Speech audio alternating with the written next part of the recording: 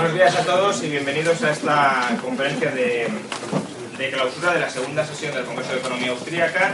Nos queda la sesión de la tarde, que será el plato fuerte de todo el Congreso, porque tendremos la mesa redonda con Robert Hicks, entrevistado por el presidente del Instituto, Gabriel Calzada, y tendremos también una conferencia de una de las personas más queridas en el Instituto, que todavía no ha participado nunca en el Congreso de Economía Austríaca, que es Miguel Ancho Bastos, con lo cual os recomiendo encarecidamente que asistáis a la sesión de la tarde. De momento, pues, ¿qué vamos a hacer? Mi propósito con esta charla, que se titula ¿Por qué el patrón oro más allá de la estabilidad de precios?, es cuestionar o ampliar la visión de por qué el patrón oro suele ser defendido por los liberales, o por qué el oro como dinero es una buena receta. Ya sabéis que en general se suele tener la impresión de que los liberales defendemos el patrón oro porque no queremos que haya inflación, y que la manera de que no haya inflación es imponiendo una divisa que sea dura, que sea muy rígida, que sea un corsé para limitar la capacidad que tienen los gobiernos para incrementar la masa monetaria. Y aunque la tesis tiene algo de razonabilidad, no lo es ni mucho menos todo, ni es ni siquiera lo más importante. Os voy a mostrar antes de empezar tres gráficas para que veáis a qué me estoy refiriendo. La primera es el poder adquisitivo de una unidad monetaria de dólares o de libra. Tenéis un primer periodo, que es el periodo de patrón oro clásico, y un segundo periodo, que es el periodo donde al menos el patrón oro no está siempre presente. Es verdad que hay ciertos episodios de estabilización monetaria ligado al oro, por ejemplo la década de los 20, por ejemplo en parte Bretton Woods, pero en general ya el patrón oro clásico ha sido abandonado.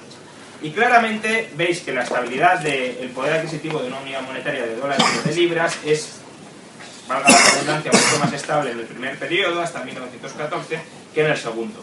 De hecho, en el primer periodo hay una fase, hay una etapa en la que también parece que se parezca mucho al comportamiento del papel moneda, que es esos años, la línea azul, durante los años 61, 65 aproximadamente, y es que fue un periodo de papel moneda, porque fue la guerra de secesión estadounidense donde se abandonó el patrón oro. Por tanto, en general, cuando hay patrón oro, el poder adquisitivo de la moneda es verdad que es más o menos, es razonablemente estable. Al menos mucho más que con el papel moneda, que como veis, esa frase que se atribuye a Voltaire de que el papel moneda eventualmente regresa a su valor intrínseco, que es cero. No es cero el valor intrínseco, pero como podéis observar se aproxima bastante. Pero hay otras dos gráficas que me interesa mostrar porque no se suelen considerar tanto o no se suelen mencionar tanto, y a mi juicio son mucho más importantes. La primera es la estabilidad de los tipos de interés a largo plazo. Fijaos cómo los tipos de interés a largo plazo, tanto en Estados Unidos como en Reino Unido, durante el periodo de patrón oro clásico, son mucho más estables. Y de hecho, de nuevo, el periodo de inestabilidad marcado en Estados Unidos se corresponde con la guerra de secesión, pero en Inglaterra, que fue el país, el centro del mundo del patrón oro clásico, veis que prácticamente es una línea recta. Ahí es verdad que hay cierta fluctuación, es normal que la pueda haber, porque si varía la preferencia temporal, la versión al riesgo de los agentes, pues el tipo de interés a largo plazo puede variar, pero en general son cambios muy lentos y con muy pocas oscilaciones a corto plazo. ¿Bien? Son cambios de largo plazo, de grandes tendencias a largo plazo. En cambio, cuando se abandona el patrón oro clásico, fijaos que los tipos de interés a largo plazo entran en un periodo de inestabilidad permanente.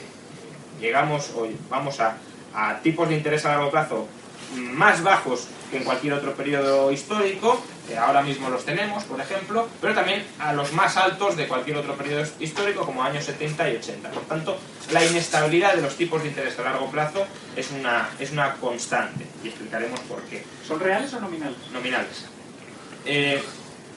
Y segundo, tenemos el caso de los tipos de cambio. Los tipos de cambio, el caso todavía es más exagerado que en el caso de los tipos de interés a largo plazo. Los tipos de cambio entre el dólar y la libra, salvo por el periodo de la guerra de secesión estadounidense, son una línea recta. Son absolutamente constantes y de hecho hay alguna variación al inicio, pero es prácticamente imperceptible. En cambio, a partir sobre todo de los años 70, 80, veis que la inestabilidad, sin ser muy exagerada, pero también es una inestabilidad permanente.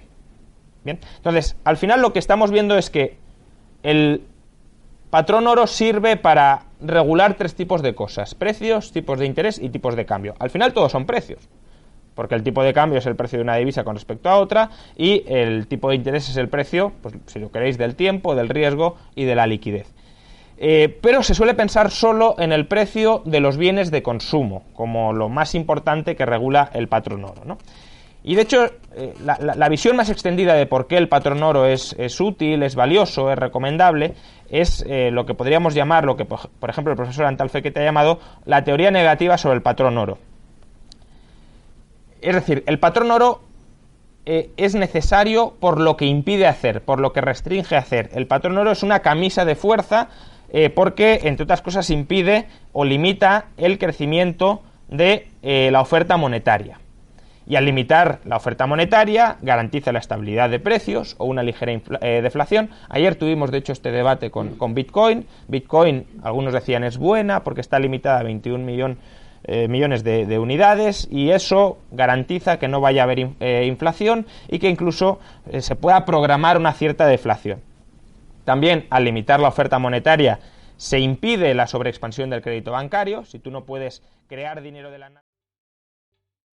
¿Te está gustando este episodio?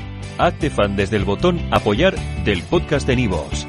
Elige tu aportación y podrás escuchar este y el resto de sus episodios extra. Además, ayudarás a su productor a seguir creando contenido con la misma pasión y dedicación.